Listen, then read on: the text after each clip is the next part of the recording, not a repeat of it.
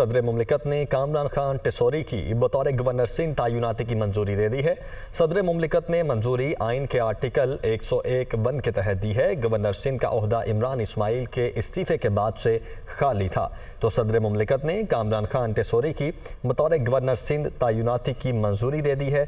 Governor Sindh का ओहदा इमरान इस्माइल के इस्तीफे के बाद से खाली था, जबकि सदर मुमलिकत ने मंजूरी आइन के आर्टिकल 101(1) के तहत दी है। जावेद हुसैन इस वक्त हमारे साथ मौजूद हैं। जावेद, क्या डिटेल्स हैं और कब से चार्ज संभालेंगे?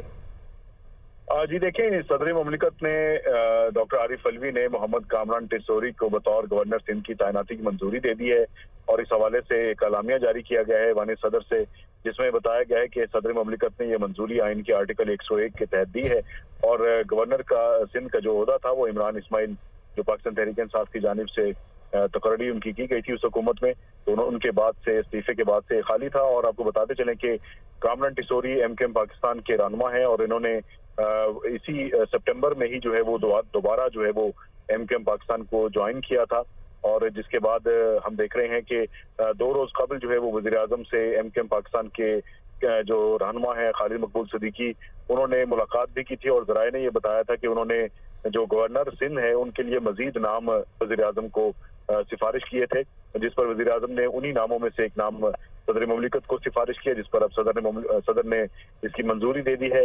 लेकिन ताहम इस जो प्रायोरिटी लिस्ट MKM की जानिब से दी गई थी उसमें सर फहरिस्त नसरीन जलील का नाम था, जिन्हें कंसिडर नहीं किया गया और दीगर नामों में से ये नाम जो है वो चुना गया।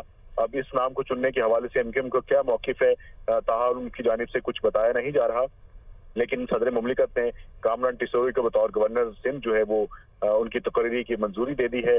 कामरान टिसोरी जो है वो जल्द ही अपना चार्ज संभालेंगे। जी ठीक है, जल्दी अपना चार्ज भी संभालेंगे। जावेद, बहुत शुक्रिया आपका।